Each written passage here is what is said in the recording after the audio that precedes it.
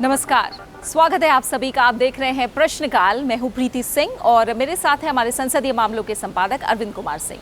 प्रश्नकाल के इस अंक में भी हम आपके लिए लोक हित से जुड़े तमाम प्रश्न चुनकर लेकर आए हैं। आपको बता दें कि संसद सत्र के दौरान अतारांकित प्रश्न जो पूछे जाते हैं उनका जवाब सरकार या कहें संबंधित मंत्रालय के मंत्रियों की तरफ से लिखित रूप में दिया जाता है और मौखिक रूप में इनका जवाब नहीं दिया जाता। इसीलिए हम अतारांकित प्रश्नों को आपके सामने चुनकर लाते हैं और इस सत्र की बात करें तो अब तक करीब 3000 से ज़्यादा प्रश्न, 3000 से ज़्यादा अतारांकित प्रश्न संसद सत्र के दौरान अब तक पूछे जा चुके हैं।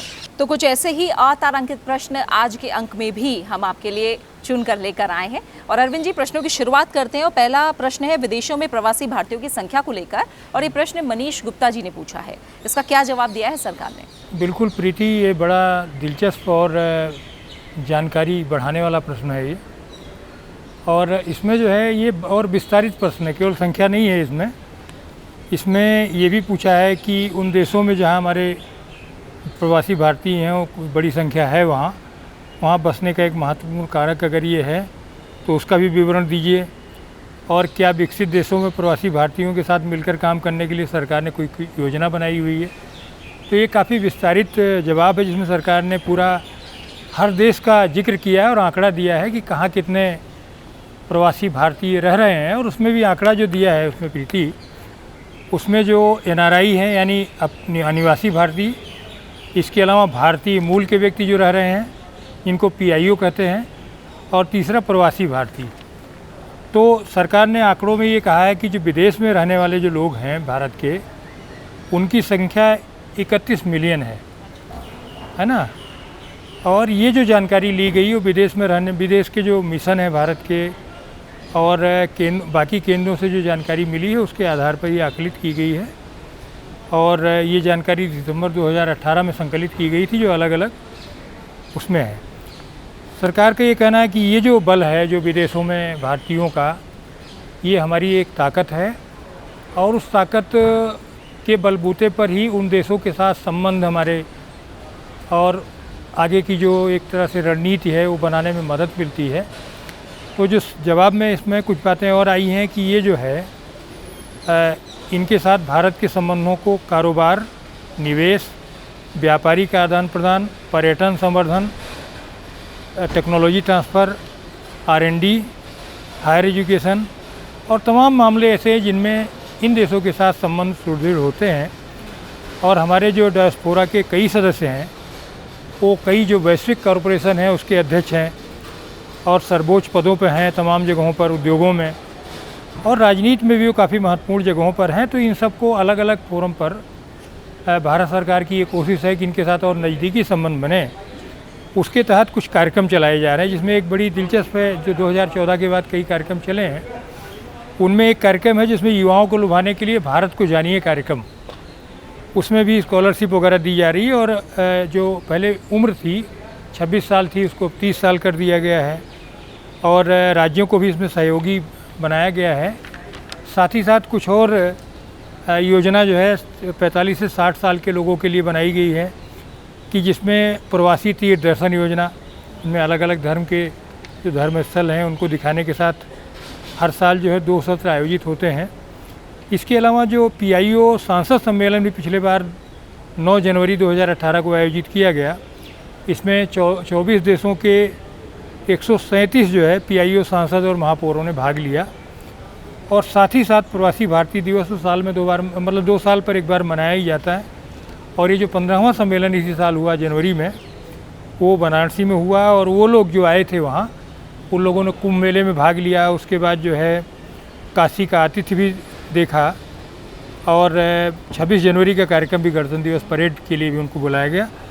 तो ये है, इस तरह की कई योजनाएं चल रही हैं। और ये जो आंकड़े जो दिए हुए हैं इसमें प्रीति, आखिरी में ये काफ़ी दिलचस्प है। मतलब पूरे हर देश के आंकड़े दिए गए, कहाँ कितने हैं।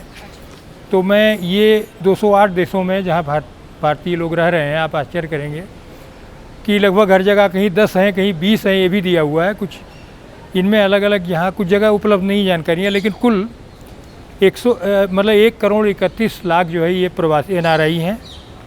1 करोड़ 78 हज़ार जो है ये 1 करोड़ 78 लाख जो है ये भारतीय मूल के लोग रह रहे हैं और 3 करोड़ से अधिक जो है ये जिसको हम कह रहे हैं जो है प्रवासी भारतीय।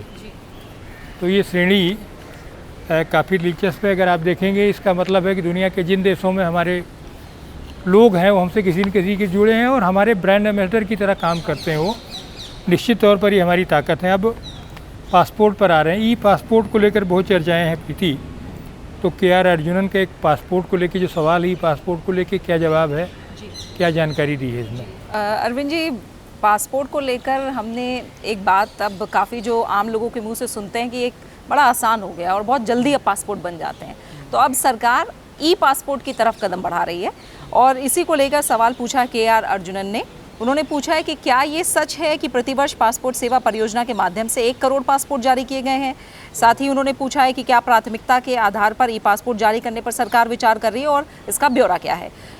विदेश राज्य मंत्री वी मुरलीधरन ने इस प्रश्न का जवाब दिया है। उन्होंने कहा कि हाँ, मंत्रालय ने 2018 में 1 करोड़ 12 लाख और 2017 में 1 करोड़ 8 लाख से ज़्यादा पासपोर्ट जारी किए। इसके बाद उन्होंने बताया है कि मंत्रालय की जो योजना है वो नागरिकों को उन्नत सुरक्षा विशेषता वाली, यानी हाईटेक सुरक्षा जिसमें रहे, ऐसी विशेषता वाली चिप वाली ई पासपोर्ट जारी करने की अब योजना सरकार की है, जिसमें चिप लगी होगी। ऐसा ई पासपोर्ट जारी किया जाएगा। आवेदकों के व्यक्तिगत विवरणों पर डिजिटल तौर पर उसमें हस्ताक्षर किए जाएंगे और चिप में स्टोर किया जाएगा और इसे पासपोर्ट बुकलेट में लगाया जाएगा। अगर कोई व्यक्ति चिप से छेड़छाड़ करता है तो प्रणाली उसका पता लगा लेगी, यानी हाईटेक सिक्योरिटी होगी इसमें। प्रणाली उसका पता लगा लेगी और इसके फलस्वरूप पासपोर्ट ऑथेंटिफिकेशन विफल हो जाएगा अगर उसमें कोई छेड़छाड़ की गई तो। साथ ही सरकार ने बताया है कि ई पासपोर्ट के लिए इंडिया सिक्योरिटी प्रेस नासिक के साथ तालमेल किया गया है और इंडिया सिक्योरिटी प्रेस नासिक द्वारा निविदा यानी टेंडर और ख़रीद प्रक्रिया के सफलतापूर्वक पूरा होने पर ई पासपोर्ट बनाने का काम शुरू किया जाएगा। तो ये जानकारी दी है मंत्रालय ने अपने जवाब में। इसके बाद आ जाते हैं हम थोड़ा शिक्षा की तरफ अरविंद जी, और ये सवाल है सरकारी स्कूलों में छात्रों से जुड़ा, जो कि लाल सिंह भदौरिया जी का सवाल है। इसका जवाब क्या है मंत्रालय की तरफ से?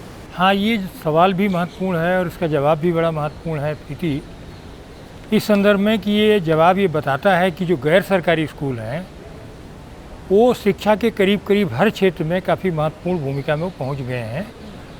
अब ये सवाल अपनी जगह उठता है कि जो गैर सरकारी स्कूल हैं वहाँ फ़ीस का जो लेवल है वो अलग है, और लेकिन इसके बावजूद लोग इस नाते वहाँ जा रहे हैं क्योंकि उनको लगता है कि शायद जो एजुकेशन का जो लेवल है वो ज़्यादा बेहतर है सरकारी स्कूलों से। हालांकि बहुत सारे सरकारी स्कूल जिनमें केंद्रीय विद्यालय, जवाहर नवोदय विद्यालय जैसे संगठन है जिसको कहेंगे, इन्होंने बहुत अच्छा परफॉर्म किया है बहुत सारे मानकों पर।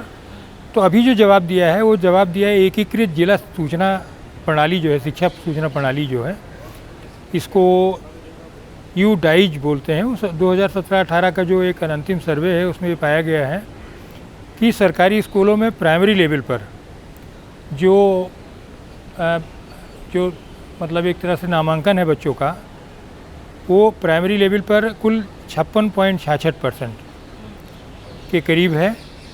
और इसके बाद जो सरकारी स्कूल है माध्यमिक स्तर पर, उनका जो नामांकन है जिसको कहेंगे, वो कुल बच्चों का जो है वो 44.23% है। और इसके बाद उच्चतर माध्यमिक स्तर पर जो है वो जो नामांकन है जिसको कहिए इनरोलमेंट जिसको बोलते हैं अंग्रेजी में, वो 36.12% के करीब है। यानी जैसे जैसे ऊपर जा रहे हैं तो मतलब सरकारी स्कूल का प्रभाव वहाँ घट रहा है। तो इसके लिए सरकार ने कई तरह की योजनाएं बनाई, क्योंकि सवाल में जो लाल सिंह भदौरिया ने पूछा था कि कितना % है और वो मतलब क्या इसके बारे में सरकार ने कुछ और उपाय किए हैं।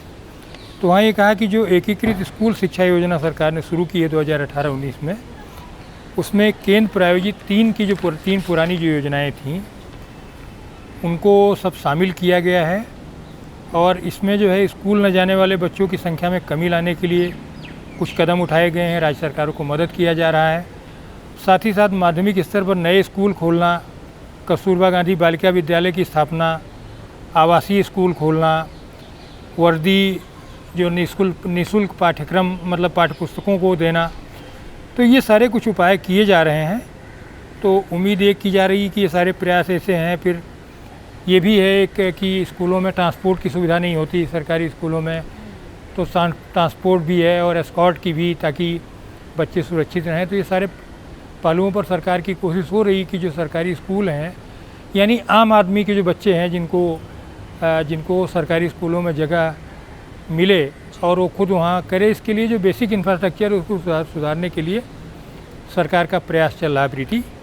तो अगला भी सवाल हमको शिक्षा को लेकर के ही है, और वो बड़ा महत्वपूर्ण सवाल है किरोड़ी लाल मीणा का, कि जो स्कूल में नहीं जाने वाले बच्चे हैं उनका इनरोलमेंट का क्या है, सरकार क्या कोशिश कर रही है, क्या जवाब है प्रीति? जी अरविंद जी, सरकार की कोशिश है कि हर बच्चे को शिक्षा मिले और इसके लिए जो भी कोशिश सरकार की तरफ से की जा सकती है वो की जाए। सवाल में किरोड़ी लाल मीणा जी ने ये पूछा है कि क्या ये सच है कि 3 वर्षों के दौरान दिव्यांग बच्चों सहित विद्यालय ना जाने वाले बच्चों की संख्या में कमी आई है।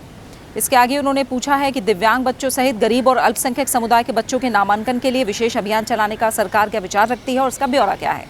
मानव संसाधन विकास मंत्री रमेश पोखरियाल निशंक ने इसका जवाब दिया है। उन्होंने कहा है कि जो मानव संसाधन विकास मंत्रालय है वो स्कूल ना जाने वाले बच्चों का आकलन करने के लिए आवधिक सर्वेक्षण करती रहती है, और ये सर्वेक्षण 2005, 2009 और 2014 में किए गए थे। तो 2014 यानी जो सबसे हाल का सर्वेक्षण है उसके मुताबिक जो आंकड़ा आया है वो ये है कि देश में 6 से 13 वर्ष आयु के समूह में कुल 20 करोड़ 41 लाख बच्चे थे 2014 में, और इनमें से 60 लाख 64 हज़ार बच्चे स्कूल से बाहर थे। यानी करीब करीब ये हो गया है 2.97%, यानी करीब 3% बच्चे ऐसे थे जो स्कूल 6 से 13 वर्ष की आयु के नहीं जा रहे थे। इनमें दिव्यांग बच्चे भी शामिल हैं। उन्होंने ये भी बताया है कि 2005 से अगर इसकी तुलना करें तो 2005 में 134,59,000 बच्चे ऐसे थे जो स्कूल नहीं जा रहे थे, और 2014 में आते आते ये जो संख्या थी वो 60,64,000 हो गई, यानी एक तरह से आधे पे ले आया गया। 2005 से 2014 की बात करें तो आधे पे ले आया गया। ये काफ़ी सुधार हुआ है स्कूल जाने वाले बच्चों की संख्या में। साथ ही उन्होंने बताया कि स्कूल शिक्षा और साक्षरता विभाग ने 2018-19 से स्कूल शिक्षा हेतु एकीकृत योजना समग्र शिक्षा शुरू की, और इस समग्र शिक्षा में 3 जो केंद्रीय प्रायोजित योजनाएं थी, सर्व शिक्षा अभियान, राष्ट्रीय माध्यमिक शिक्षा अभियान और शिक्षक शिक्षा, ये तीनों मिलाकर समाहित की गई हैं, और पूरी कोशिश की जा रही है कि ज़्यादा से ज़्यादा समावेशी और समान गुणवत्ता वाली शिक्षा सबको दी जाए। इनमें ये भी देखा जा रहा है कि जो दिव्यांग बच्चे हैं, निशक्त बच्चे हैं, उनको इस तरह से शामिल किया जाए कि समावेशी शिक्षा पर जोर हो और सभी छात्रों के लिए अनुकूल शिक्षा का वातावरण बने। और इसके अलावा अल्पसंख्यकों की शिक्षा के लिए मदरसा और अल्पसंख्यकों की शिक्षा प्रदान करने की योजना का कार्यान्वयन भी मानव संसाधन विकास मंत्रालय द्वारा किया जा रहा है। और इसके अलावा माध्यमिक स्तर तक नए स्कूलों को खोलने, सुदृढ़ करने, और जैसा अरविंद जी ने पहले प्रश्न के जवाब में भी बताया, जो प्रयास किए जा रहे थे वो सभी प्रयासों का जिक्र इसमें भी है, वो किए जा रहे हैं ताकि ज़्यादा से ज़्यादा बच्चे स्कूल का रुख करें और उनको शिक्षा हासिल हो। और इसी प्रश्न के साथ आज के अंक को हमें यहीं समाप्त करना होगा, लेकिन अगले अंक में हम एक बार फिर से हाजिर होंगे। अतारांकित प्रश्न चुनकर आपके लिए लेकर आएंगे जो लोकहित से जुड़े होंगे, जनहित से जुड़े होंगे। तब तक के लिए हमें दीजिए इजाज़त। नमस्कार।